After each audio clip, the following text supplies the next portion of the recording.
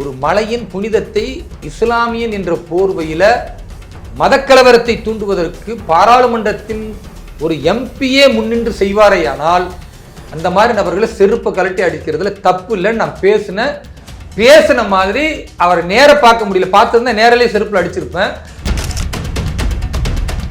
ஆனால் ஒரு இஸ்லாமியன் என்ற போர்வையில இந்து மதத்தின் உணர்வை குலைத்து ரெண்டு சமூகத்துக்கு மத்தியில் மதக்கலவரம் ஏற்படுத்தினா பலியாக போவது இஸ்லாமியன். அன்னைக்கு நவாஸ் கனி பலியாக மாட்டார்.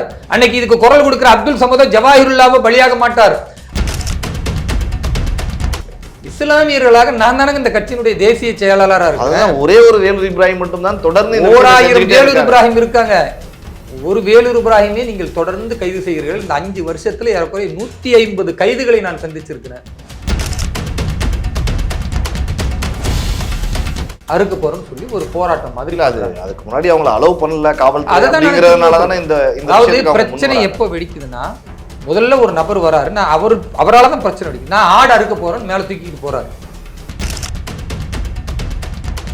எங்களுக்காக நீ சிக்கந்தர் அவுலியா தர்கா விட்டு கொடுத்தையா இல்லையா? இன்னைக்கு புதுசா சொல்றாங்க 50 சென்ட் வக்ஃபு நிலம். யாரா கொடுத்தா அந்த வக்ஃபு நிலம்? நான் கேட்கிறேன். எந்த தர்கால பிரியாணி சாப்பிடணும் அது ஒரு பெரிய மரபுன்னு நபிகள் நாயகம் ஸல்லல்லாஹு அலைஹி வஸல்லம் சொல்லியிருக்காங்க. உண்மையான இஸ்லாமிய நவாஸ் கனி, உண்மையான அப்துல் சமத் இஸ்லாமிய நடந்த எங்க வணிபா? நீ எனக்கு முன்னால பேசி காட்டு. நீ உண்மையான முஸ்லீம் சொல்றல, முஸ்லீம்களுக்கு பாதுகாக்கிறன்றல, எந்த தர்காவிலேயாவது நீங்கள் அசைவம் சாப்பிடலாம் அப்படின்னு திருக்குறான்லயோ நபிகள் நாயகம் சொன்னதை ஒரே ஒரு விஷயத்தை எடுத்துக்காட்டு. நான் பிஜேபி தூக்கி விட்டுட்டு போறேன். பொதுவான மக்கள் யாரும் பக்தர்கள் யாரும் இதுல பிரச்சனை பண்ணல. ரெண்டு பக்கமும் அரசியல் தான் இருக்கு. ஒரு பக்கம் பாஜகவினுடைய அரசியலுக்காக திமுக ஒரு ஆயுதத்தை கையில் எடுக்குமே, ஆனால் ஒரு கட்டத்தில் உணர்வு அதிகமாகும் பொழுது நீ சரியா வரமாட்ட, உன்னை செருப்பால் அடிச்சாதான் சரியா வருவானா, அதுக்கு வேலூர் இப்ராஹிம் தயார். வழக்கு போடு, சந்திக்கிறேன். அடுத்து மாநில தலைவர் யார் வருவார் என்பது யாருக்குமே தெரியாது. ஆனால் நான் விரும்புகிறேன், நிச்சயமாக திரு அண்ணாமலை அவர்கள் அடுத்து பாரதிய ஜனதா கட்சியின் மாநில தலைவராக 2ஆம் முறை பதவியேற்பார்.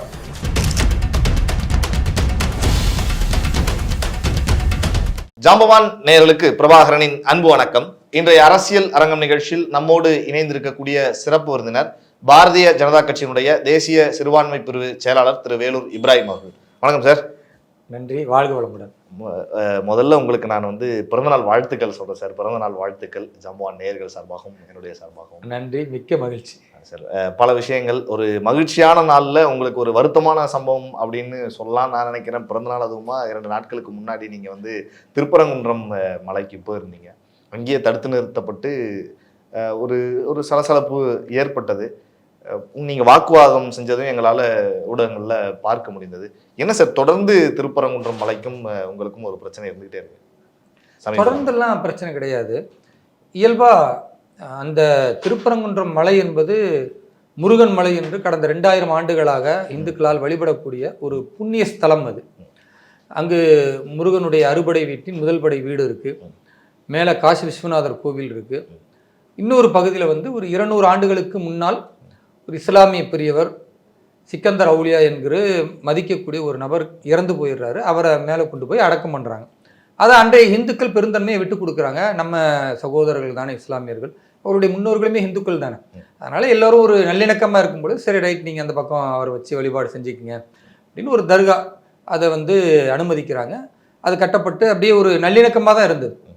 பெரும்பாலும் காசி விஸ்வநாதர் கோவில் போகிற இந்துக்கள் அப்படியே தர்காவுக்கும் கூட போயிட்டு வருவாங்க. ஒரு ஏர்வாடி, அதே மாதிரி நம்ம நாகூர் தர்கா மாதிரி, வேளாங்கண்ணி தேவாலயம் மாதிரி ஒரு பொதுவான தலமாகத்தான் அது இருந்தது. ஆனால் இது எப்போ மத ரீதியான பிரச்சனையாக உருவாகுதுன்னா, கடந்த காலங்களில் பெரிய அளவுக்கு இந்துக்களுடைய அந்த எப்படி சொல்கிறது, இந்துக்களுடைய நினைவுக்கு தெரியாமல் அல்லது அவருடைய கண்களுக்கு படாமல் அங்கே ஒரு சில நபர்கள் அசைவம் சாப்பிட்டுருக்குறாங்க. அதெல்லாம் நடந்திருக்கு, வெளியே தெரியாமல் நடந்திருக்கு. அது ஒரு சில இந்துக்களுக்கு தெரிஞ்சாலும் பெருசாக எடுத்துக்கல, சரி அவங்களா சரி பண்ணிக்குவாங்க அப்படின்ற மாதிரி ஒரு பெருந்தன்மையை போயிருக்காங்க. அதுதானே நேச்சர்.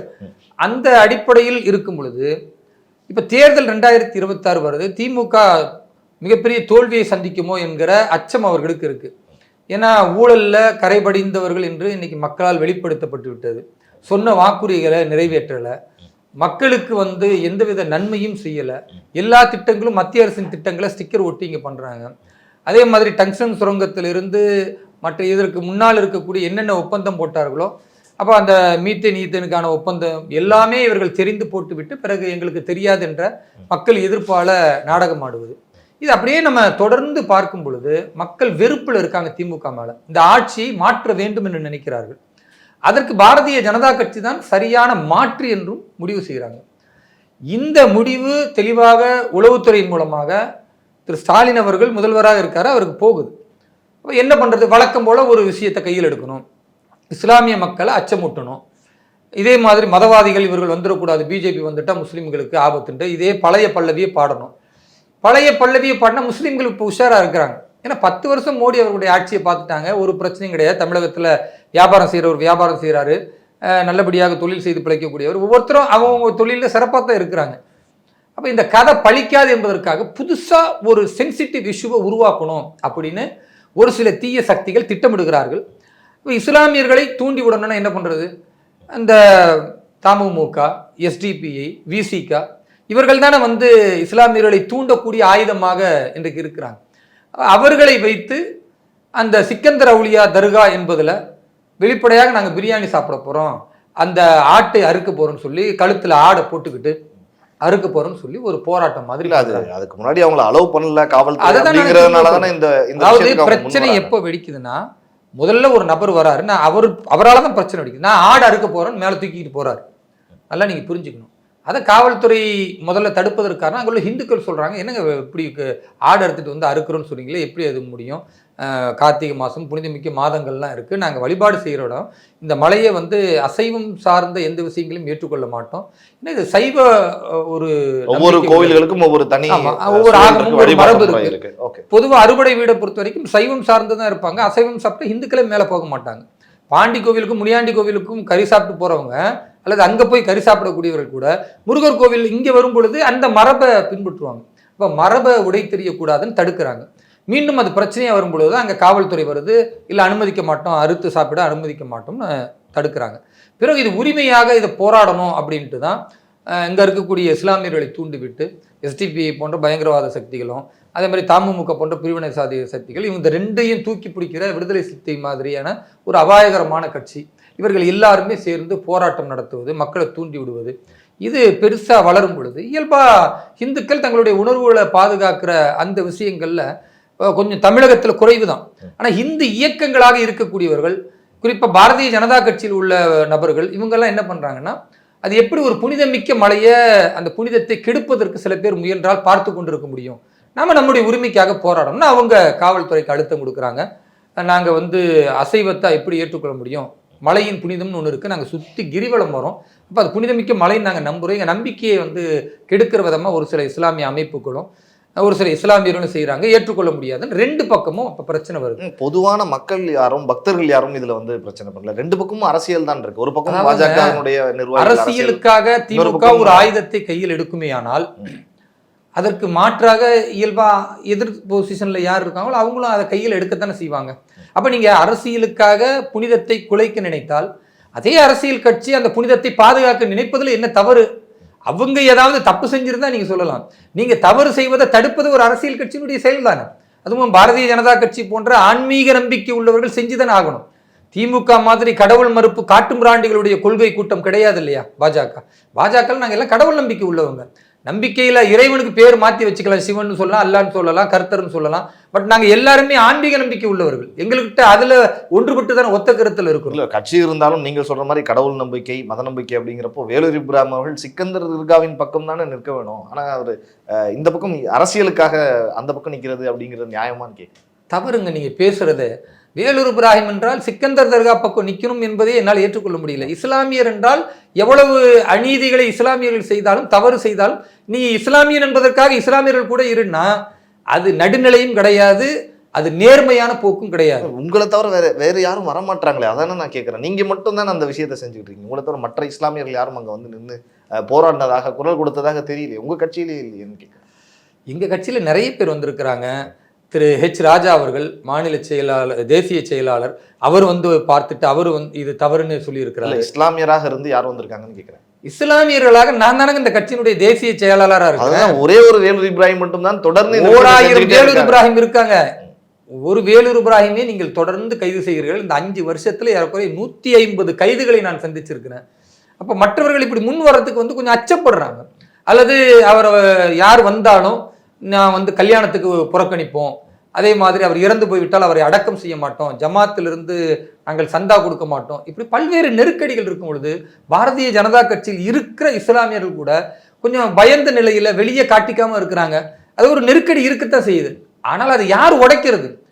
சொல்லுவாங்கல்ல, யாராவது மணி கட்டணும், அப்பதான் அதுக்கு தீர்வு வரணும். அப்ப வேலூர் இப்ராஹிம் அதுக்கு முன்னால நிக்கிறேன். இஸ்லாமியர்கள் தப்பு செஞ்சா அதை களையடிக்க வேண்டியது இஸ்லாமியர்களா இருக்கணும். வேறு மதத்தினர் பேசினாதான் அங்க மதக்கலவரம் வரும். இப்போ உதாரணத்திற்கு நவாஸ்கனி அவர்கள் இருக்கிறார், பாராளுமன்ற உறுப்பினர். அவர் என்ன பண்ணியிருக்கணும்? இப்படி ஒரு சென்சிட்டிவான இஷ்யூ வருது, ஒரு பக்கம் இஸ்லாமியர்கள் இன்னொரு பக்கம் இந்துக்கள் என்று அதை அரசியல் படுத்துறாங்க, அல்லது வேறு ஏதோ தங்கள் உரிமைன்னு சொல்லிக்கிட்டு போராடுவதில் மதக்கலவரம் வந்துடும்னா அவர் நேரடியாக ஒரு வக்ஃப் போர்டினுடைய சேர்மன் அந்த இந்து கோவில்களில் முருகனுடைய ஆலயத்தில் இருக்கிற நிர்வாகிகளை சந்திச்சு பேசி கைகோட்டு நாங்கள் எப்படி சமாதானத்தின் அடிப்படையில் வரலாம், இதை எப்படி சரி செய்யலாம், இதை நம்ம ஒன்று சேர்ந்து பேசலாம், நம்மளுக்குள்ள ஒரு பீஸ் கமிட்டி வச்சுக்கோ, இதுக்கு அரசாங்கம் வரணும், இதுக்கு போலீஸ் வரணுன்ற அவசியம் கிடையாது. அப்படி ஒரு நல்லிணக்கத்திற்கான பாதையை அவர் விதைத்திருந்தா நானே பாராட்டி இருப்பேன். அவர் முஸ்லீம் லீக்ல இருக்கிறார் என்பதற்காக நாம் விமர்சனம் செய்யலை. அவர் என்ன செய்தாருன்னா, மாட்டுக்கறி பிரியாணியை தான் கூட கூட்டிட்டு வந்த ஆட்கள்லாம் உட்கார வச்சு சாப்பிட வைத்து காவல்துறையிட்ட கேட்கிறார், பிரியாணி சாப்பிட்றதுல என்ன தப்புன்னு. அவங்களும் சாப்பிடுங்க சாப்பிட்றதை அனுமதிக்கலான்னு பொழுது ஒரு மலையின் புனிதத்தை இஸ்லாமியன் என்ற போர்வையில மதக்கலவரத்தை தூண்டுவதற்கு பாராளுமன்றத்தின் ஒரு எம்பியே முன்னின்று செய்வாரையானால் அந்த மாதிரி நபர்களை செருப்பை கலட்டி அடிக்கிறதுல தப்பு இல்லைன்னு நான் பேசின மாதிரி அவர் நேர பார்க்க முடியல. பார்த்திருந்தா நேரிலே செருப்புல அடிச்சிருப்பேன். பார்க்க முடியலன்றதுனால உருவப்படத்தையாவது ஜனநாயக ரீதியா செருப்பால் அடிக்கணும். சில வார்த்தைகள்லாம் தவிர்க்கலாம். ஜனநாயகம் தானே. நீங்க அடிக்கலையா? திமுக காரர்களோ இந்திய முஸ்லீம் லீக்கோ தமுக நாட்டின் பிரதமரையோ அல்ல மற்றவர்களே நீங்க செருப்பால் அடிக்கலையா? நீங்க உருவப்படத்தை கொளுத்தலையா? நீங்கள் பேசாத பேச்சா? நான் அவ்வளவு கண்ணியம் மீறி என்னுடைய உண்மையான தன்மை என்னவோ அதை தாண்டி உணர்வின் அடிப்படையில் செய்த காரியமே தவிர கடந்த 6 ஆண்டு காலம் பாரதிய ஜனதா கட்சியில் இருக்கேன். எப்பொழுதாவது நான் ஒருமையில பேசியிருக்கிறேன்னா, கண்ணிய குறைவா நடந்திருக்கிறேன்னா, இப்போ நான் இந்த செயலில் ஈடுபட்டு இருக்கேன்னா, இதுக்கு முன்னால் அப்படி என்னுடைய ட்ராக் ரெக்கார்ட்ல ஏதாவது இருக்கிறதா? கிடையவே கிடையாது. என்னுடைய வார்த்தைகள் கண்ணியமா இருக்கும், என்னுடைய செயல்பாடுகள் கண்ணியமா இருக்கும். ஆனால் ஒரு இஸ்லாமியன் என்ற போர்வையில இந்து மதத்தின் உணர்வை குலைத்து 2 சமூகத்துக்கு மத்தியில் மதக்கலவரம் ஏற்படுத்தினா பலியாக போவது இஸ்லாமியன். அன்னைக்கு நவாஸ்கனி பலியாக மாட்டார், அன்னைக்கு இதுக்கு குரல் கொடுக்கிற அப்துல் சமதோ ஜவாஹிருல்லாவோ பலியாக மாட்டார், அல்லது குரல் கொடுக்கிற அடிப்படைவாத சக்திகள் பலியாக மாட்டார்கள். அப்பாவி இஸ்லாமியர்கள் பலியாவாங்க. அப்ப இந்த மாதிரி நீங்க தொடர்ந்து செஞ்சுக்கிட்டே போனா இது கண்டிக்கத்தக்கது, இது ஏற்கத்தக்கதல்ல, இது சரியானதல்ல, இதை நான் வன்மையாக கண்டிக்கிறேன், இப்படியே சொல்லிக்கிட்டே போகணும்னு நினைக்கிறீங்களா? ஒரு கட்டத்தில் உணர்வு அதிகமாகும் பொழுது நீ சரியா வரமாட்ட, உன்னை செருப்பால் அடிச்சாதான் சரியா வருவேன்னா அதுக்கு வேலூர் இப்ராஹிம் தயார். வழக்கு போடு, சந்திக்கிறேன். ஏன் வழக்கு போட்டு என்ன பண்ண போறீங்க நீங்க? இல்ல கடந்த காலத்தில் நீங்கள் தாக்குதல் தொடுத்த மாதிரி தாக்குதலுக்கு தயாராகிறீர்களா? பரவாயில்ல, இருக்கிற ஒரு உயிர் தேசத்துக்காக போன பெருமையா போறேன். இதற்கு முன்னால் அஷ்ஃபக்குல்லா கான்ல இருந்து அப்துல் கலாம் ஐயா வரைக்கும் இந்த தேசத்திற்காக பாடுபட்டு தானே போனாங்க. அந்த மாதிரி நான் ஒரு தனித்துவமா ஒரு இஸ்லாமிய தலைவன்னா இப்படி வாழ்ந்தா இந்துத்துவ சித்தாந்தத்தை பேசுகிறார், எல்லா இந்துக்களையும் அரவணைக்கிறார், தன் சமூகத்தை தம் வழிபாட்டை விட்டு கொடுக்காமல் அதே இஸ்லாமிய அடையாளத்தோடு போராடுற ஒரு தலைவன் வேலூர் இப்ராஹிம் வரலாறு சொல்லட்டும். அற்ப பதவிகளுக்காகவோ பணத்துக்காகவோ திமுக போற எலும்பு துண்டுகளுக்காகவோ இன்றைக்கு இருக்கிற ஜவாஹிருல்லா, அப்துல் சமது, இந்த எஸ்டிபிஐ பயங்கரவாதிகள் இவங்கெல்லாம் பின்னால போலாமே தவிர நான் ஏங்க போனோம்? இருக்கிற ஒரு உயிரை சிறப்ப இந்த தேசத்துக்காக பண்பாட்டு கலாச்சாரத்தை பாதுகாக்க வாழ்ந்துட்டு போயிடுறேன். நான் ஏற்றுக்கொண்ட மார்க்கம் வேண்டுமானால் அரேபியாவிலிருந்து வந்திருக்கலாம். என் சித்தாந்தமும் என் ஒவ்வொரு உயிர் நாடி துடிப்பும் இந்த மண்ணில் உள்ளது தானே. அப்ப இந்த மண்ணில் என்னுடைய முன்னோர்கள் தானேங்க. கந்தனும் முருகனும் யாருங்க? 5-8 தலைமுறைக்கு முன்னால நான் யாராங்க இருந்திருப்பேன்? என் முன்னோர்கள் யாருங்க? என்ன அரேபிய தலைமுறையிலிருந்து வந்தாங்களா, இல்ல ஆப்கானிஸ்தான்ல இருந்து வந்தாங்களா? இங்க இருக்கிற சுப்பனும் குப்பனும் தானே எங்களுடைய முன்னோர்கள். அப்ப அவர்களிலிருந்து வந்த நாங்கள் எங்களுடைய முன்னோர்களுடைய அந்த நம்பிக்கையை இழிவுபடுத்துறதா இருந்தால் எப்படி ஏற்றுக்கொள்ள முடியும்? அதுக்கு பேர் நல்லிணக்கமா? என்ன மதுரையில் உள்ள அத்தனை இந்துக்களும் மாமான்னு கூப்பிடுறான், என்ன மட்டும் இல்ல அத்தனை இஸ்லாமியரையும் கூப்பிடுறான், நாங்க மாப்பிள்ளன்னு கூப்பிடுறோம். அப்ப மாமான்னு அவன் கூப்பிடுறது உண்மைதானே? நீங்க மாப்பிள்ளன்னு கூப்பிடுறது உண்மையா இருந்தா அந்த உணர்வு பாதிக்குது. சரி மாப்பிள்ள பரவாயில்ல, நாங்க சாப்பிடல, இப்ப என்ன பிரியாணி சாப்பிட்டோம் உனக்கு பிரச்சனையா? போயா, நாங்க சாப்பிடல, உனக்காக விட்டு கொடுக்குறேன்யா, எங்களுக்காக நீ சிக்கந்தர் அவுலியா தர்கா விட்டு கொடுத்தையா இல்லையா? இன்னைக்கு புதுசா சொல்றாங்க 50 சென்ட் வக்ஃபு நிலம். யாரா கொடுத்த அந்த வக்ஃபு நிலம்? நான் கேட்கிறேன். என்ன இங்க வந்து முகலாயர்கள் ஆட்சி செய்து அந்த 50 சென்ட்டை வந்து அர்ப்பணிச்சுட்டு போனாங்களா? அன்னைக்கு இந்துக்கள் சகிப்புத்தன்மையோடு விட்டு கொடுத்ததை இன்னைக்கு நீ வக்ஃபு நிலம் சொன்னா 70 வருஷம் 50 வருஷத்துக்கு வக்ஃபு நிலம்னா அதுக்கு முன்ன என்னவா இருந்துச்சு? அந்த நிலம் யாருது? அந்த கோவில் யாருது? அந்த மலை யாருக்கு சொந்தமானது? இப்ப புனிதமிக்கதை நீங்கள் எதிர்த்து தவறு செய்தால் அயோத்தியில் நடந்தது திருப்பரங்குன்றத்தில் நடக்குமா? நடக்காது. உன வழிபாட்டுக்கு விட்டு ஒரு சந்தோஷ நல்லிணக்கமா ஹிந்து கைகோர்த்து போறான், அவனுமே நீ நடக்கிற கந்தூரியில விழாக்கள்ல கலந்து கொண்டு மகிழ்ச்சியோடு ஒன்றுபட்டு இருக்கும் பொழுது நீங்க இப்ப ஏடாகுடம் பண்ணி புனிதமிக்க மலையில அறுத்து நாங்க பலியிடுவோம், இல்ல போய் மாட்டுக்கறி பிரியாணி சாப்பிடுவோம், இல்ல ஆட்டுக்கறி பிரியாணி சாப்பிடுவோம் போனா நாளைக்கு இந்துக்கள்ல கொதிப்புள்ள சில பேர் வழிபாடே செய்யக்கூடாது போய் இடிச்சுட்டான வருமா? அதுக்கப்புறம் சட்டம் ஒழுங்கு கெடுது, அப்புறம் நீங்க கைது செய்யறீங்க. இல்ல அதுக்கு பிறகு அங்கே பாபர் மசூதி போனது, இங்கே சிக்கந்தர் அவுலியான்னு டைலாக் பேசுங்க, போராட்டம் நடத்துங்க. நடந்துருச்சுன்னா வருமா? அதுக்கு பிறகு கலவரம் வராதா? அதுக்கு பிறகு பிரச்சனை வராதா? இந்து முஸ்லீம் நல்லிணக்கம் கெட்டு போயிடாதா? ஒரே ஒரு பாஷா என்ற பயங்கரவாதி செஞ்சது 25-30 வருஷத்துக்கு பிறகு இன்றைக்கும் கோயம்புத்தூர்ல இஸ்லாமியர்களுக்கு உக்கடம் பகுதியில குனியமுத்தூர் பகுதியில அதிகமான பேரிகார்டு போட்டு முஸ்லீம்களை செக் பண்ணி தானே அனுப்புறோம். காவல்துறை இன்னைக்கு அப்படித்தானே நடக்குது. அப்ப முஸ்லீம்களுக்கு அதெல்லாம் யோசிச்சு பார்க்க வேணாமா? வேலூர் இப்ராஹிம் பேசுறேன்னா இஸ்லாமியருடைய பாதுகாப்புக்கு பேசுறேன். இஸ்லாமியர்களை இழிவுபடுத்துவதற்கும் இஸ்லாமியர்களை வம்பளை இழுத்து விடுறதுக்கும் நினைக்கிற நவாஸ்கனி போன்ற இந்த நாதாரிகள் ஒழுக்கி தள்ளணும். நீங்க வந்து இஸ்லாமியர்களுடைய பாதுகாப்புக்காகவும் இந்துக்கள் மக்கள்னு எல்லாரும் ஒன்றிணைச்சு ஒன்னாதான் பாக்குறீங்க, பிரச்சனை வரக்கூடாது அப்படின்னு சொல்றீங்க. நவாஸ்கனி அவர்கள் திட்டமிட்டு தான் அரசியலாக்குறாரு, அங்க போயிட்டு இந்த மாதிரி மாமிசம் சாப்பிடுறது அப்படிங்கிறதே திட்டமிட்டு செய்யப்படுகிற அரசியல் தான் அப்படின்னு சொல்றீங்க. அவங்க உங்க தரப்புல சொல்றப்ப சமூக வலைதளங்கள்ல குற்றச்சாட்டு என்னன்னா, திட்டமிட்டு தான் வேலூர் இப்ராஹிம் அவர்கள் இந்த மாதிரி ஒவ்வொரு இடங்கள்லையும் கலந்து கொண்டு பிரச்சனை பண்றாரு, இங்க பிரச்சனை ஆகும்னு தெரிஞ்சுதான் திரு வேலூர் இப்ராஹிம் அவர்கள் வந்து அந்த இடத்துக்கே வராரு அப்படின்னு சொல்றாங்க. நீங்களும் அரசியலாக்குறீங்களா? நீங்களும் கொஞ்சம் ஒதுங்கி இருந்தா பெரிய பிரச்சனையாகவும் தடுக்கப்படும்ல? திட்டமிட்டு தான் வருகிறேன் என்பதில் எனக்கு எந்த மாற்று கருத்தும் இல்லை சொல்றதுக்கு. ஆம், நான் திட்டமிட்டு தான் திருப்பரங்குன்றம் மலைக்கு போறேன். எதற்காக போனேன்? நவாஸ்கனி போய் மாட்டுக்கறி பிரியாணி தின்றாரு, அதுக்கு பேரு நல்லிணக்கமா? வேலூர் இப்ராஹிம் போய் நவாஸ்கனி தலைமையில மாட்டுக்கறி பிரியாணி சாப்பிடுறாங்க, அது தப்பு. இது இந்துக்களின் உணர்வுகள் கெட்டு போயிடும், இஸ்லாமியர்களை பற்றி இந்துக்கள் நினைக்கக்கூடிய அந்த நல்லிணக்க பார்வை மாறிடும், அது வேண்டாம் அப்படின்னு சொல்லுவதற்கு நான் போறேன். இது எல்லாம் சிறந்தது இல்ல. அந்த சமயத்துல நீங்க இந்த மாதிரி ஒரு பிரச்சனை இருக்கிறப்ப நீங்க போகிறப்ப பிரச்சனை ஆகும்னு உங்களுக்கே தெரியும். ஏங்க நான் கேக்குறேங்க, இதே பேச்ச ஒரு ஹிந்து பேசியிருந்தா பார்த்தீர்களா? இவர்கள் இந்து முன்னணி பேசுகிறார்கள், பிஜேபி பேசுறாங்க, இதுதான் ஆபத்து, இதுதான் இஸ்லாமியர்களுக்கு பிரச்சனை. ஒரு இஸ்லாமியனாக நான் பேசும் பொழுது நடுநிலையான இந்துக்களும் சிந்திக்கிறாங்கல்ல இன்னைக்கு. ஏன்பா அவர் பாய் தானேப்பா, அவர் தானே பேசுறாரு, சரியா தானே பேசுறாரு. நான் கேட்கறேங்க, இஸ்லாமியர்கள் சட்டங்கள் எனக்கு தானங்க தெரியும். நான் தானங்க நவாஸ்கனியை எதிர்க்க முடியும்? நவாஸ்கனியை பார்த்து கேட்கிறேன், நீ பிரியாணி சாப்பிட வச்சதை சாதனம்னு சொல்லி உங்களுடைய அந்த ட்விட்டர் பக்கத்துல பிரியாணி சாப்பிட்டதை போடுறீங்க. ஒரு புனிதமிக்க மலையில அந்த உணர்வுகளை கொச்சைப்படுத்தும் விதமா போடுறீங்கல்ல. நான் கேட்கிறேன், எந்த தர்கால பிரியாணி சாப்பிடணும்னு திருக்குறான்ல இருக்கு? எந்த தர்கால பிரியாணி சாப்பிடணும் அது ஒரு பெரிய மரபுன்னு நபிகள் நாயகம் ஸல்லல்லாஹு அலைஹி வஸல்லம் சொல்லியிருக்காங்க. உண்மையான இஸ்லாமிய நவாஸ்கனி, உண்மையான அப்துல் சமத் இஸ்லாமிய நடந்த எங்க வேணிப்பா? நீ எனக்கு முன்னால வந்து பேசி காட்டு. நீ உண்மையான முஸ்லீம் சொல்றல, முஸ்லீம்களுக்கு பாதுகாக்கிறன்றல, எந்த தர்காவிலேயாவது நீங்கள் அசைவம் சாப்பிடலாம் அப்படின்னு திருக்குறான்லயோ நபிகள் நாயகம் சொன்னதை ஒரே ஒரு விஷயத்தை எடுத்துக்காட்டு. நான் பிஜேபி தூக்கி விட்டுட்டு போறேன், நான் சொன்னது தப்புடா, நீ செஞ்சதுதான் சரி, என்னையும் சேர்த்து செருப்பால் அடி நான் சொல்லிட்டு போறேன். பரதேசி பையங்க, மார்க்கம் தெரியல, ஒரு மண்ணாங்கட்டியும் தெரியல, அரசியலுக்காக திமுக போடுற எலும்பு துண்டுக்காக அங்க வந்து நான் பிரியாணி சாப்பிடுன்னு உட்கார்ந்தா இஸ்லாமிய நம்பிக்கை அது கிடையாதுங்க. அசைவம் சாப்பிடுவது இஸ்லாமியத்துல கட்டாயம் கிடையாது, விரும்பினால் சாப்பிடலாம்ன்ற ஒரு சாய்ஸ் தாங்க அசைவம் சாப்பிடுவது. கட்டாய கடமையா? அப்படிலாம் ஒண்ணுமே கிடையாது. நபிகள் நாயகம் ஸல்லல்லாஹு அலைஹி வஸல்லம் இறை தூதருங்க, அவங்களுக்கு உடம்பு கறி பிடிக்காதுங்க, உடம்பு கறி பிடிக்காது. ஆனா இஸ்லாம்ல அனுமதி இருக்கு சாப்பிடலான்னு. எல்லோரும் உடம்பு கறி சாப்பிடுறாங்க, நபிகள் நாயகம் சாப்பிடல. இல்ல எனக்கு பிடிக்கல, நான் சாப்பிடலன்றாங்க. அப்போ தனக்கு பிடிக்கலன்னா சாப்பிடல முடியாதுன்னு ஒதுக்கி தள்ள முடியும்னா, தன் வாழக்கூடிய சமூகத்துல ஏராளமான இந்து சொந்தங்களுக்கு பிடிக்கிற அது புண்ணிய பூமி நினைக்கும் போது நீ அங்க பிரியாணி சாப்பிடாம சாம்பார் சோறு சாப்பிட்டா செத்தா போயிருவ. அங்க தர்கால போய் ஒரு இனிப்பு பலகாரத்தை கொடுத்து சந்தோஷமா இந்துக்களோட கொண்டாடினா அது நல்லிணக்கம் கெட்டா போயிரும். பிரியாணி தான் சாப்பிடுவேன்னு ஆட்டுக்குட்டியை போட்டுட்டு போறது அராஜகமா இல்லையா? இஸ்லாமிய நம்பிக்கையிலும் கிடையாதுன்னு பொழுது நீ இஸ்லாத்தின் பெயரால் மக்களை தூண்டுற, இஸ்லாமிய மக்களை தூண்டுறேன்னு நான் சொல்றதுல தப்பு இருந்தா சொல்லு.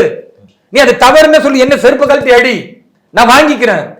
ஒரு உணர்வுள்ள இந்தியனாக, உணர்வுள்ள பாரத தாயின் பிள்ளையாக நான் பேசும் பொழுது மனுக்கலவர் வரும், அவர் திட்டமிட்டு வர்றார். ஆமாண்டா, திட்டமிட்டு தான் வரேன். மீண்டும் 100% இதே திருப்பரங்குன்ற மலைக்கு நான் போவேன். நீ காவல்துறை கைது செய்தாலும் போவேன், இன்னும் என்னை எத்தனை முறை நீங்கள் வந்து எதிர்த்தாலும் போவேன். ஏன் போறேன்? நான் போகலன்னா வன்முறைக்கான ஆயுதத்தை இங்க இருக்கக்கூடிய பயங்கரவாத சக்திகள் தூண்டுவார்கள். அப்ப பாரதிய ஜனதா கட்சியில் உள்ள வேலூர் இப்ராஹிம் பார்க்காத, நான் பேசுறது சரியா தப்பா? கடந்த காலத்தில் இப்படிப்பட்ட பிரச்சனைகளை இஸ்லாமிய சமூகம் சந்தித்து இருக்கிறதா இல்லையா? தூண்டி விட்டவெல்லாம் பாதுகாப்பா இருப்பான், அப்பாவி ரோட்டுக்கு வந்தவன் கைது செய்யப்படுவான், அவனும் படிக்க முடியாது, அவன் பிள்ளைங்களும் படிச்சாலும் வேலைக்கு போக முடியாது, கடைசியில் அந்த சமூகமே அந்த ஊர்ல ஒரு தீவிரவாதி மாதிரி பார்க்கப்படும். எவ்வளவு காலம் தாங்க இஸ்லாமிய தீவிரவாதிகள், முஸ்லீம் பயங்கரவாதிகள் என்ற இழி சொல்லை கேட்டுக்கொண்டே இருக்கணும் இந்த சமூகம்? தேவையான்னு கேட்கிறேன். என்ன பிறக்கிற ஒவ்வொரு இஸ்லாமியனும் வந்து பயங்கரவாதி ஆகணும்னு வரானவன்? இஸ்லாம் என்பதே அமைதி மார்க்கம் எனும் பொழுது கருத்தியல் ரீதியாக பேச துணிவில்லாத இந்த கயவர்கள் எல்லாம் ஆயுதங்களை எடுப்பதும் அராஜகத்தை தூண்டி விடுவதும் போராட்டம் என்ற பெயரில் இந்து உணர்வை வந்து தப்பா வழி நடத்துறான்னா, நான் ஒரு பிடிப்புள்ள இஸ்லாமியன், இஸ்லாமிய மார்க்கத்தை கற்றறிந்தவன், நான் எப்படி வேடிக்கை பார்த்துக்கிட்டு இருக்க முடியும்? திட்டமிட்டு போகிறீர்களா? ஆம், திட்டமிட்டு தான் போறேன். தப்பு நடக்கக்கூடாதுன்னு போறேன். இந்த இஸ்லாமியர்கள் பலியாகி விடக்கூடாதுன்னு போறேன். நான் ஒருத்தன் கூட கத்தலாம், வேற யாருங்க கத்துவா? அப்போ உயிரை பற்றியோ மற்ற விஷயங்களை பற்றியோ நான் கவலைப்படுறதே கிடையாது. ஒரு சமூகம் பாதிக்கப்பட வேண்டும் என்றால் ஒரு தலைவன் நேர்மையுள்ளவனாக அந்த சமூகத்தில் இருக்கணும். அப்படி ஒரு தலைவனாக நான் வாழணும், சரியான பாதையை காட்டணும், என் சமூக மக்களை தேசிய நீரோட்டத்தில் இணைத்து இந்துக்களும் இஸ்லாமியர்களும் மிகப்பெரிய நல்லிணக்கத்தின் அடையாளமாக பாரதம் முழுக்க திகழ வேண்டும் என்றால் தங்களுடைய உரிமைகளை விட்டுக் கொடுக்க தேவையில்லை. ஆனால் சில உணர்வுகள் நம்முடைய சமூகத்தில், நம்முடைய இந்து தொப்புள் கொடி உறவுகளுக்கு இருக்கிறது என்றால் அந்த உணர்வுகளுக்கு மதிப்பளித்து சில உணவுகளை விட்டுக் கொடுப்பதில் என்ன கெட்டு போயிட போகுது? ரொம்ப எளிமையான விஷயங்க. இதை போய் பெருசா கான்ட்ரவர்ஷியல் ஆக்குவதும், காவல்துறை வந்து கைது செய்வதும், ரெண்டு பக்கமும் சமாதானம், பீஸ் கமிட்டி போடுவதும். பீஸ் கமிட்டி போட்டாலும் நடக்காது. இவனும் ஒத்துக்க மாட்டான், அவனும் எப்படி ஒத்துக்குவான்? பீஸ் கமிட்டி போட்டு 4 நாளைக்கு பிரியாணி சாப்பிடுவாங்க, 3 நாளைக்கு பாய்மார்க்கு சாப்பிடாம இருப்பாங்கன்னா இந்து ஒத்துக்குவானா? அல்லது இங்க வந்து நான் நீங்க பிரியாணி சாப்பிடாதீங்கன்னா இவன் என்ன சொல்றான்? எங்கள் உரிமை அரசியலமைப்பு எங்களுக்கு கொடுத்திருக்கிறது, திமுகவும் சங்கியாக மாறிக்கொண்டிருக்கிறதா, காவல்துறை மாறிக்கொண்டிருக்கிறது, அவன் ஒரு டைலாக் பேசுறான். அப்ப நான் பேசினா தானே சரியா வரும்? நான் தானே நல்லிணக்கத்தை விதைக்கிறேன். நான் சொன்னா இந்த பக்கம் இந்துக்களோ, இந்து முன்னணியோ, RSS பாஜக உள்ள அத்தனை இந்துக்களும் கேட்பாங்க, கட்டுப்படுவாங்க. அவங்களுக்கு தெரியும் ஒரு நேர்மையான பாரதியன் இவன் தன் சமூகத்தினுடைய நம்பிக்கைகளை விட்டுக் கொடுக்க மாட்டான். அதே நேரத்தில் தேசப்பற்றையும் நல்லிணக்கத்தையும் இந்த பண்பாட்டை கலாச்சாரத்தை விட்டுக் கொடுக்காதவன் வேலூர் இப்ராஹிம்னு அங்க உள்ள இந்துக்களுக்கு தெரியும். அதனால நான் சொன்னா கேட்பான். நான் கேட்கிறேன், ஜவாஹிர்லால் சொன்ன இஸ்லாமிய சமூகம் கேட்டுருமா? கட்டுப்பட்டுருமா? கட்டுப்படாதுன்னு நினைக்கிறீங்க? கட்டுப்படாதுங்க. STPI கேட்குமா? இவங்க எலெக்ஷன் வந்து ஆளுக்கு ஒரு கட்சியில போய் பின்னால நின்றுக்கிட்டு ஜெய் கோஷம் போடக்கூடியவர்கள். அல்லாஹ் அக்பர் போடுறாங்களே தவிர ஏன் ஒண்ணு சேரு? நான் கேட்க, இந்த கோயில் விஷயத்துக்கு கலவரத்தை ஏற்படுத்த ஜவாஹிர்லாலும் அப்துல் சமதோ நவாஸ் கனியோ அல்லது இந்த STPI ஒன்று சேர்க்கிறீர்கள். ஏன் அரசியல் கட்சியா தானே இருக்கிறீங்க? தேர்தலுக்கு ஒன்று சேர்க்க முடியுமானால? இப்போ சுயநல ஆதாயத்திற்காக முஸ்லிம்களை பலியாக்குகிறார். இது இஸ்லாமிய சமூகம் புரிந்து கொள்ள வேண்டும். இன்றைக்கு நான் சொல்லுவது வேண்டுமானால் கடினமாக தெரியலாம், நாளை ஒரு பெரிய அசம்பாவிதம் நடக்காமல் இருக்க வேண்டும் என்றால் கடினமான சில முடிவுகளை நான் எடுத்தாக வேண்டும். அதனாலதான் எடுத்திருக்கிறேன். நிச்சயமா நல்லிணக்கம் வரும். இது மாதிரியான தொடர் போராட்டங்கள் காவல்துறைக்கும் சில அழுத்தங்களை தரும். கண்டிப்பாக இனிமேல் போய் பிரியாணி சாப்பிட்ற பிரச்சனையை காவல்துறை உருவாக்காது. அந்த பக்கத்துலையும் சொல்லுவாங்க, ஏன்பா இவர் இஸ்லாமியரே பேசுறாரு அவங்க பக்கம், இந்துக்கள் பேசுவதை விட அவருடைய குரல் பெருசா இங்க ஒழிச்சுக்கிட்டு இருக்கு, அதனால தப்பா அவர் பேசினா சொல்லுங்க, வழக்கு போடுறோம். நீ பாட்டுக்கு வழக்கு போடுங்கன்னு கமிஷனர் ஆபீஸ்ல கம்ப்ளைண்ட் கொடுக்குற, SP ஆபீஸ்ல கம்ப்ளைண்ட் கொடுக்குற, தொடர்ந்து கொடுத்துக்கிட்டே ஐக்கிய ஜமாத்து கொடுக்குறாங்க, இந்திய யூனியன் முஸ்லீம் லீக்கா, தமுமுகவா, STPI மாறி மாறி கம்ப்ளைண்ட் கொடுக்குற. கூடு அதுல உண்மை இருந்தா காவல்துறை கைது செய்யட்டும். நான் பேசினது சட்டவிரோதம் இருந்தா காவல்துறை கைது செய்யட்டும். அல்லது ஒற்றுமையை குலைக்கிற விதமா நான் பேசியிருந்தா, என்னுடைய செயல் அப்படி இருந்தா கைது செய்யட்டும். நான் நேர்மையை பேசுறேன், உண்மையை பேசுறேன், பண்பாட்டை கலாச்சாரத்தை பாதுகாக்க பேசுறேன், இந்து முஸ்லிம்களுடைய நல்லிணக்கத்தை பேசுறேன். காவல்துறை எப்படி கைது செய்யும்? அதுக்கு இவனுக்கு சொல்லணும், பார்த்தீர்களா பிஜேபி சொல்லக்கூடிய எல்லாவற்றுக்கும் ஸ்டாலின் பயப்படுகிறார். அப்படிலாம் ஒண்ணும் கிடையாது. ஸ்டாலின் அவர்கள் சித்தாந்த ரீதியாக எங்களுக்கு நேர் எதிரி. சித்தாந்த ரீதியாக அவர் கடவுள் மறுப்பு காட்டு மிராண்டி கொள்கையை சொல்றாரு. நாங்கள் ஆன்மீகத்தை நம்பி அறவழியில் போராடக்கூடிய அற்புதமான கொள்கையை சொல்றோம். இப்ப நாங்க 2 பேரும் எப்படி ஒத்து போக முடியும்? சட்டம் ஒழுங்கு சீரழிஞ்சிடக்கூடாதுன்னு காவல்துறை கவனமா இருக்கு. அதை விடுத்து நீ கைதே செய்தால் நான் பயப்படுவேன்னு நினைக்கிறீங்களா? கடந்த சில நாட்களாகவே நீங்க அங்க போயிட்டு வந்ததுல இருந்தே உங்களுக்கான பாதுகாப்பு அதிகரிக்கப்பட்டிருக்கிறது, உங்கள் மீதான கண்காணிப்பு அதிகரிக்கப்பட்டிருக்கிறது. இதெல்லாமே எதை சொல்ல வருதுன்னு நினைக்கிறீங்க? நான் கடந்த காலத்தில் இதே போன்ற இந்த பயங்கரவாத சக்திகளால் 2 முறை கத்தி குத்துக்குள்ளாயிருக்கேன். எனக்கு மண்டையில் வந்து உடைச்சிருக்கிறாங்க, எலும்பு முறிவு ஏற்பட்டிருக்கு, என்னை வந்து நிர்வாணமாக்கி வெறும் ஜட்டியோட பிடிச்சி காலை பிடிச்சி தரன்னு நடு ரோட்டில் இழுத்துட்டு போயெல்லாம் அடிச்சிருக்கிறாங்க. அதெல்லாம் கடந்து தான் நான் வந்திருக்கிறேன். அதனால இது மாதிரியான ஒரு நிகழ்வு ஒரு தேசிய செயலாளராக பாஜகவில் பொறுப்பில் உள்ளவருக்கு ஏதோ ஒரு சின்ன அசம்பாவிதம் நடந்தாலும் ஒட்டுமொத்த காவல்துறை என்பது தலைகுனிவை ஏற்பட்டு விடும் என்று தமிழக காவல்துறை நினைக்குது. எனக்கு தெரிஞ்சு இது வந்து அரசியலை தாண்டி தான் தமிழக காவல்துறை அந்த பாதுகாப்பு விஷயங்கள்ல கவனம் செலுத்துகிறார்கள். அப்ப அந்த மாதிரி ஒரு இன்சிடென்ட் நடந்துடக்கூடாது. ஏன்னா எதிரில் உள்ளவர்கள் வந்து புத்தரோ பரமஹம்சரோ அல்லது நபிகள் நாயகம் ஸல்லல்லாஹு அலைஹி வஸல்லத்தை போன்று அமைதி பொறுமை என்று வலியுறுத்துவர்களே கிடையாது. இவர்கள் இஸ்லாம் என்ற பெயரை பயன்படுத்திக் கொண்டு, ஜிஹாத் என்ற பெயரை பயன்படுத்திக் கொண்டு தவறான முறையில் தங்களுடைய உறவுகளையும் தங்களுக்கு எதிராக கருத்தில் பேசக்கூடியவர்களையும் கொல்லலாம் என்ற ஒரு மிகப்பெரிய கொடூரர்களாக இவர்கள் இருக்கிறார்கள். அதனால நான் தெளிவா சொல்றேன், ஜவாஹிருல்லாவும் நவாஸ்கனியும் அப்துல் சமதும் ஆலூர் சமனஸ் இவர்கள் எல்லாம் இஸ்லாமிய விரோதிகள், இஸ்லாமிய நம்பிக்கைக்கு எதிரானவர்கள், ஒற்றுமைக்கு பெரிய சீர்குலைவை ஏற்படுத்துகிற முன்மாதிரிகளாக இருக்கிறார்கள். இவர்களை முடிவுக்கு கொண்டு வர வேண்டும் என்றால் எங்களை போன்றவர்கள் நல்லிணக்கம் பேசணும், கைது செய்தாலும் பேசுவோம், எவ்வளவு பெரிய தாக்குதலுக்குள்ளானும் பேசுவோம். எங்கள் உயிர் இந்த மண்ணில் இருக்கும் வரை கண்டிப்பாக பேசிக்கொண்டே இருப்போம். ஏனென்றால் தேசம் முதன்மையானது என்ற கொள்கையை நாங்கள் நெஞ்சில் நிறுத்தி இருக்கிறோம். அதனால் அதை முன்னேற்றுவதற்கு என்னவெல்லாம் எங்களால் அர்ப்பணிக்க முடியுமோ அதற்கு தயாரா இருக்கும். தொடர்ந்து இது குறித்து பேசினாலும் பாஜக உட்கட்சி விவகாரங்கள் ஒரு சில விஷயங்கள் உங்ககிட்ட கேட்கணும்னு நினைக்கிறேன். சமீப காலமாகவே இந்த உட்கட்சி தேர்தல்லாம் நடைபெற்றது, அதுல முறைகேடு நடந்தது, பணம் வாங்கிட்டு தான் நிறைய பதவிகள்லாம் போட்டாங்க அப்படிங்கிற விஷயங்கள் வந்து சமூக ஊடகங்கள்ல அதிகமா பேசப்படுகிறது. அப்படிதான் நடந்ததான்னு கேட்குறேன். அந்த பொறுப்புகள்லாம் நம்ம நடிகர் சீமான் இருக்கிறார்ல, அவர் அடிக்கடி சொல்லுவார், நீ பேசு, நீ எது பேசினாலும் பைத்தியம் பேசிட்டு போவ, நாங்கள் அப்படி பேச முடியுமாப்பா அப்படின்னு. அந்த மாதிரி சில பைத்தியங்கள் வேணா இந்த பதவிக்கு இவ்வளவு அமௌண்ட் இருக்கு, மாவட்ட தலைவருக்கு இத்தனை லட்சம் கொடுக்கணும் அப்படின்லாம் பேசி கொண்டிருப்பது ஊடகங்கள்ல, அதெல்லாம் நானுமே கேட்டேன். பாஜகவை பத்தி தெரியாத பைத்தியக்காரர்கள் தாங்க அப்படி பேசுவாங்க. ஏங்க இந்த கட்சியில நான் இருக்கிறேங்க, எவ்வளவு தியாகம் பண்ணிக்கிட்டு இருக்கிறேன், இவ்வளவு உழைப்பு செய்து கொண்டு இருக்கிறேன். நான் சொல்றேன், எனக்கே அங்க போன சாம்பார் சோறும் தயிர் சோறு தான் கிடைக்கும். என்னங்க தூக்கி கொடுக்குறாங்கன்னு நினைக்கிறீங்களா? எங்க நீங்க சொல்றீங்களா இந்த மாதிரி எல்லாம் அமௌண்ட் பேசுறாங்க, உட்கட்சியில இப்படி பூசல் இருக்குன்னு? அதெல்லாம் ஒரு மண்ணங்கட்டி டீம் இருக்குன்றாங்களே, நிறைய தமிழ் ஒரு டீம்ன்றாங்க.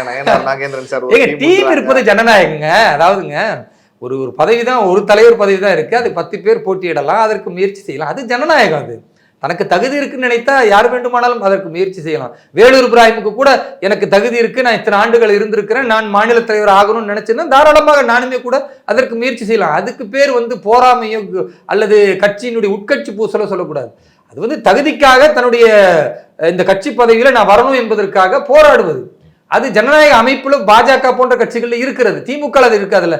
திமுக கட்சி தலைவருக்காக ஐயா ஸ்டாலின் ஒரு மனு கொடுக்கிறாருன்னு வைங்க, எதிர்த்து இன்னொரு 4 திமுகவுடைய ஒன்றிய செயலாளரோ மாவட்ட செயலாளரோ கொடுத்துட முடியுமா?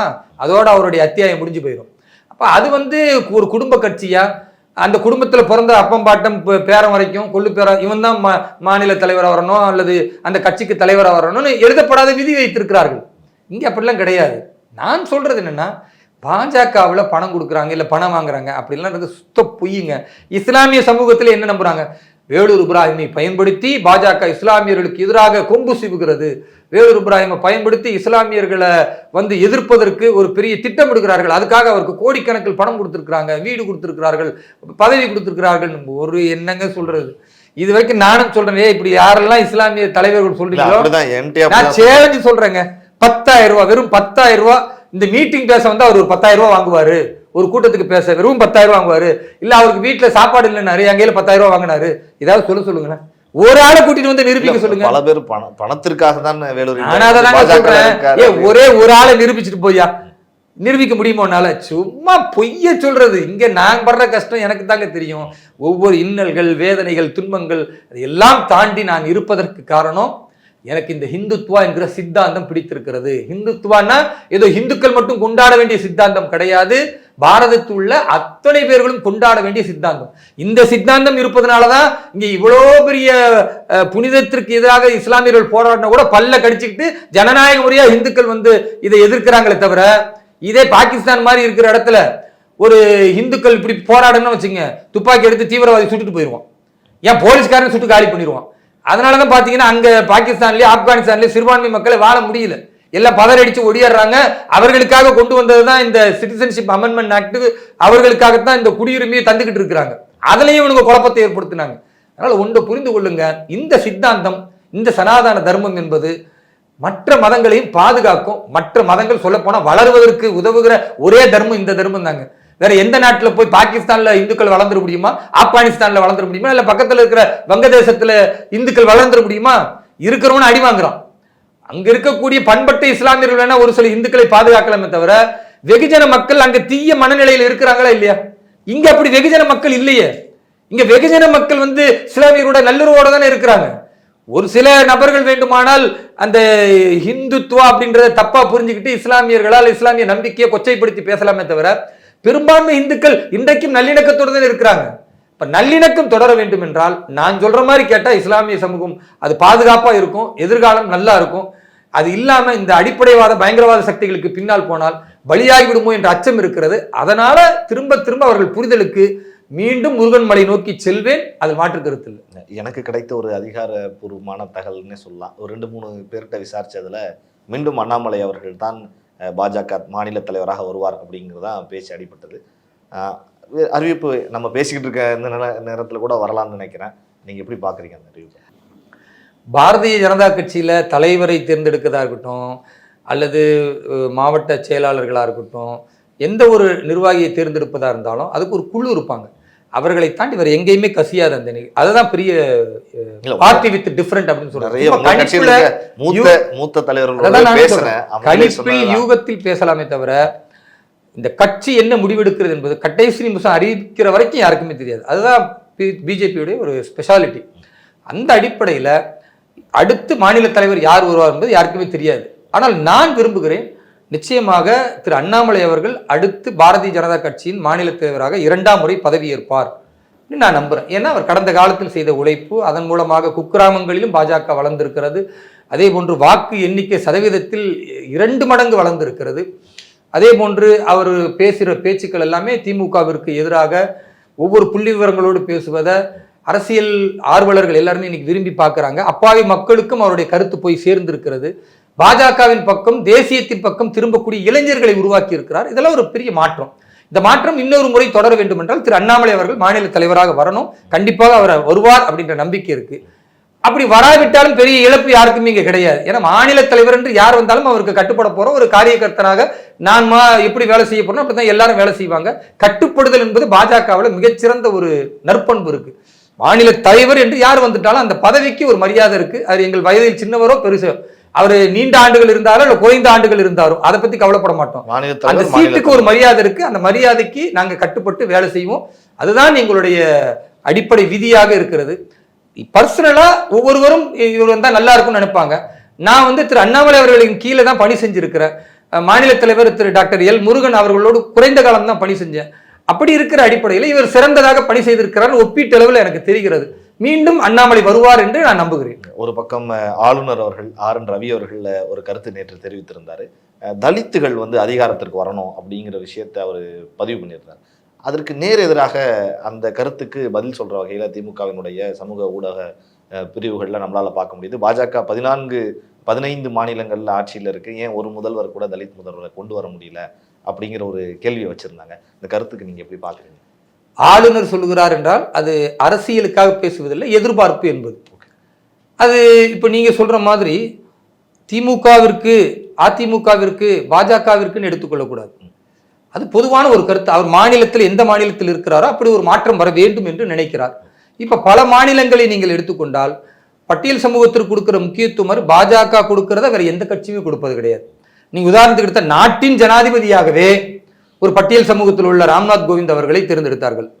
இன்றைக்கு அதே பட்டியல் சமூகத்தில் ST பிரிவில் இருக்கிற திருமதி திரௌபதி முர்மு அவர்களை தேர்ந்தெடுத்திருக்கிறாங்க. இல்ல அதுக்கும் குற்றச்சாட்டு வைக்கிறாங்க. நாடாளுமன்ற திறப்பு நிகழ்ச்சிக்கு அதெல்லாம் பதில் நிறைய கூப்பிடல. அதாவது பழைய பல்லவிகளுக்கு பதில் சொல்லுவதை விட நாம் என்ன சொல்றோம்னா, குறிப்பா சொல்லணும்னா பாஜகவுடைய அமைப்பு தேர்தலில் கூட பட்டியல் சமூகத்தினர் இந்த சதவீதத்தில் நிச்சயமாக இருக்க வேண்டும்னு ஒரு முடிவெடுத்து தான் இன்னைக்கு தேர்தலே நடந்திருக்கு. ஏராளமான பட்டியல் சமூகத்தினர் இன்றைக்கு வந்திருக்கிறார்கள், பொறுப்புல இருக்கிறாங்க. அதனால மாநில தலைவராகவும் பட்டியல் சமூகத்தை அடையாளப்படுத்தியது பாரதிய ஜனதா கட்சி. இதே தமிழ்நாட்டில் அவர் இன்றைக்கு மத்திய அமைச்சராகவும் அழகுபடுத்தி கொண்டிருக்கிறது. திரு மேதகு ஆளுநர் ரவி அவர்கள் பேசியிருக்கிறார் என்றால் அவர் தன்னுடைய கருத்தை தான் இருக்கக்கூடிய மாநிலத்தில் அப்படி ஒரு மாற்றம் வர வேண்டும் என்ற எதிர்பார்ப்பை பேசியிருக்கிறார், வரவேற்கத்தக்கது. அதை கூட நீங்கள் அரசியலாக்கினீர்கள் என்றால் மக்கள் ஏற்க மாட்டார்கள். பொறுத்திருந்து பார்ப்போம், நல்லது நடக்கும். நிறைய விஷயங்கள் எங்களுக்காக ஜாம்பவான் அரங்கிற்கு வருகிறது வந்து பல தகவல்களை எங்களுக்காக பகிர்ந்து கொண்டீர்கள். உங்களுக்கு ஜாம்பவான் நேயர்கள் சார்பாகவும் இந்த பிரபாகரன் சார்பாகவும் மனமார்ந்த நன்றி. நன்றி, வாழ்த்துக்கள். நன்றி.